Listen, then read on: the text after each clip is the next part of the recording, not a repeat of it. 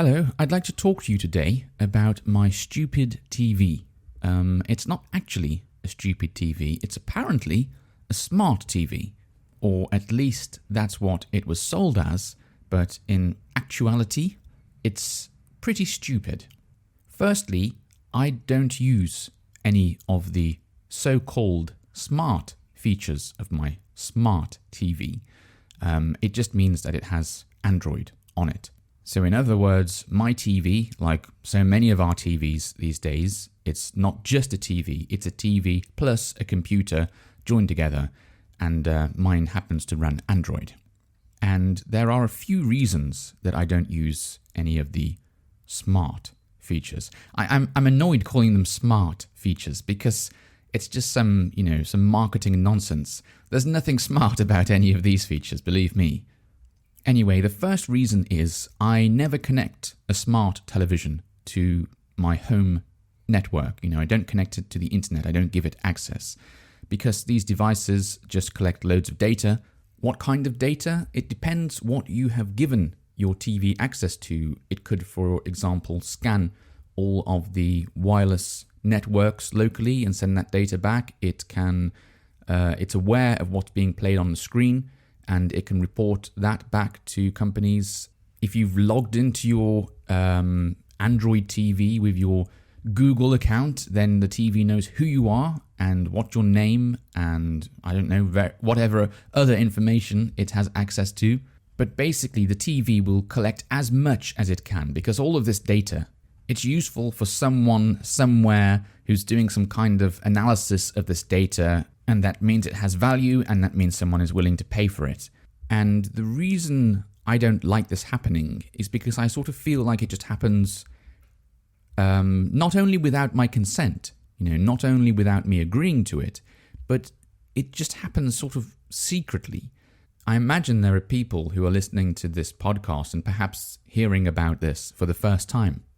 Because the TV certainly doesn't, make a big song and dance about it. It's like when you're setting it up in the beginning, it doesn't say, oh, by the way, we're going to be collecting all this data and sending it off and selling it to people and, sharing it with tens, maybe hundreds of companies, who knows. It will, of course, say something sort of similar to this in the very, very, very long terms and conditions, which none of us ever read. And we always skip straight to the bottom and say accept. But even in there, it's hidden in a hard to understand language that doesn't make it obvious. And for some reason, there's no off switch. I would be more happy connecting my TV to the internet if there was an off switch for all of this kind of stuff, like no tracking, no selling your data. But it would seem that on my TV, which is a Sony television set, there is no such feature, no functionality to do that. Having said that, even if there was that functionality, even if you could do that, there's still the problem of the fact that this is a computer, not just a television, a computer running Android, and an old version of Android, because once you've bought your television, the television manufacturers, they might provide updates, for maybe a year or two, and then that's it. Just forget about it. We're making new TVs, new models. Who cares about the old ones? So that leaves you with an old, insecure computer inside your home network that could be hacked. And if it is hacked, if it is compromised, it could be used to try and gain access to other devices on your network. So it really is a bit of a nightmare from my point of view. And of course, this is just me. And, I recognize that not everyone shares the same opinions. For example, I've told my sisters about this kind of thing in the past, and the sort of general response is just like, don't really care. Not really bothered about that kind of thing. Of course, no one generally is bothered about it until they do get hacked, and then all of a sudden they're very, very bothered about it. But both of my sisters are sort of like non-technical people, so I don't really expect them to take sort of like, network security very seriously, and they really shouldn't have to. The TV manufacturers should be taking more care about these kind of things. Perhaps if they've stopped updating your television, they should tell you disconnect this from your network, please. It's, it's no longer safe to use. But of course, they didn't want to do that because then they'd lose all the money that they're making from collecting and selling your data.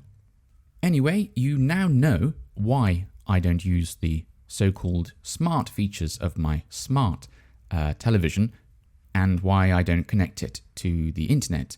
So that's fine now, isn't it? There's no problems. I don't use the smart stuff, so it's just like a dumb TV to me now, and everything's perfectly fine, isn't it?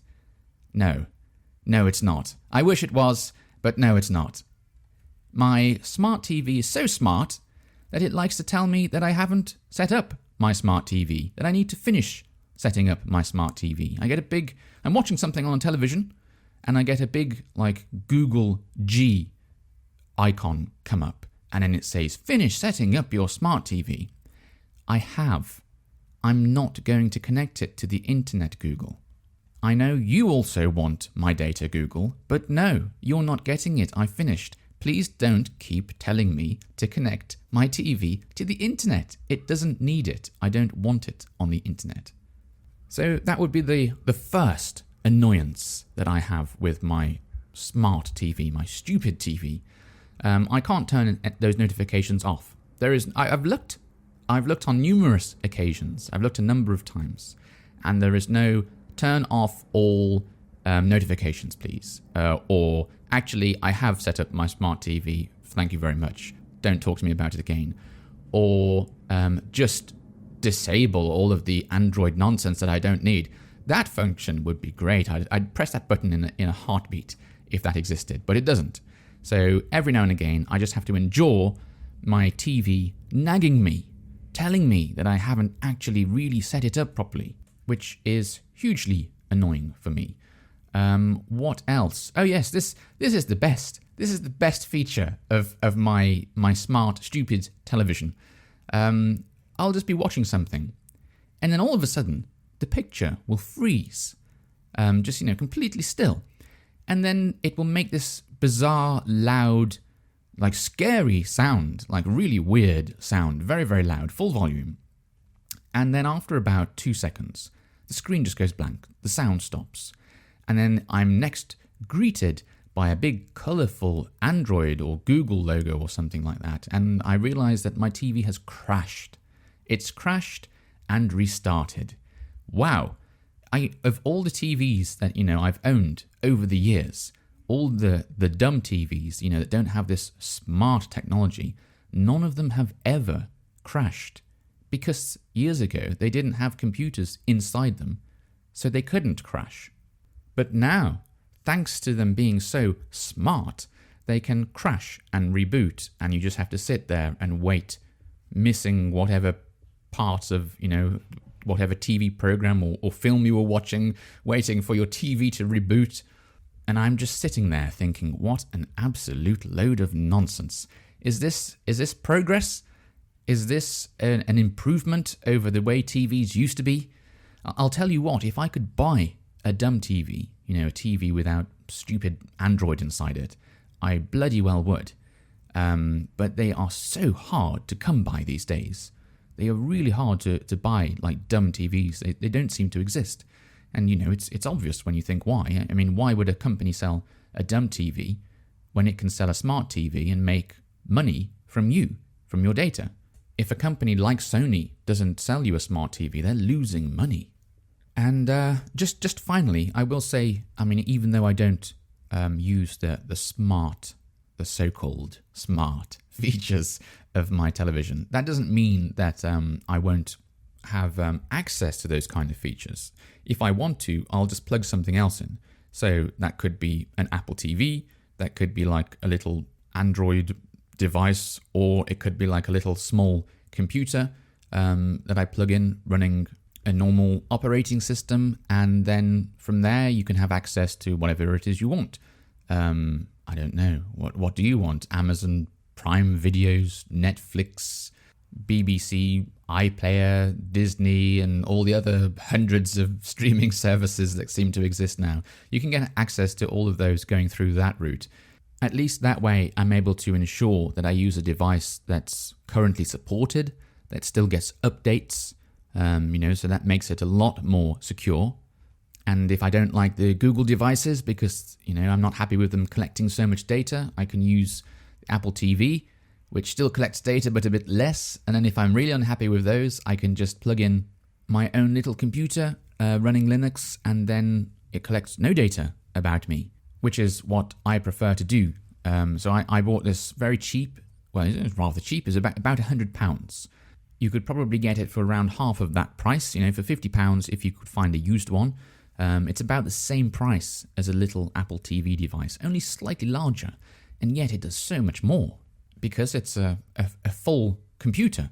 I can plug a keyboard into it and a mouse, and you can do whatever you would do on a normal computer, really. So I did used to have an Apple TV before, but one of the things that used to frustrate me, sometimes I'd be sitting there and thinking, I wish I could browse the internet. And so I'd search for a web browser in the Apple Store and find that they didn't exist because Apple didn't allow them. So even though, I'm sitting there with this little computer plugged into my TV, and yes, it can browse the internet. It's very capable of doing that. It's fast enough. There's no reason why it can't. Apple have said no. So I got rid of that thing, and I just bought my own computer and set that up instead. And now, if I want to, I have the freedom to browse the internet from my TV, which is quite useful sometimes, I might want a quick look at a news website. I might want to check the weather. I might want to browse the internet together when there's someone sitting next to me. I mean, I suppose I could, get a phone out and show them the small screen or something, but it depends what you're looking at. Sometimes it's nice to have that big television experience. So all that side of things, all the sort of smart features, I'm completely happy with now. I just really wish I could get rid of them from my television because I do not need them. And I don't know, a television that keeps nagging me to set it up, keeps punishing me for not connecting it to the internet, for not giving my data away for free, and one that crashes when I'm just trying to do something as simple as watch television, really is like just a failure of a product to me. So thank you, Sony, for making my TV. Great job. There's a bit of English sarcasm for you. Okay, I think that's it. I think I have vented all of my frustrations in this episode. Thank you very much for listening to it. I hope you have perhaps learnt one or two things, and if not, then I hope it's been useful for your English listening practice. Okay, until next time, bye-bye.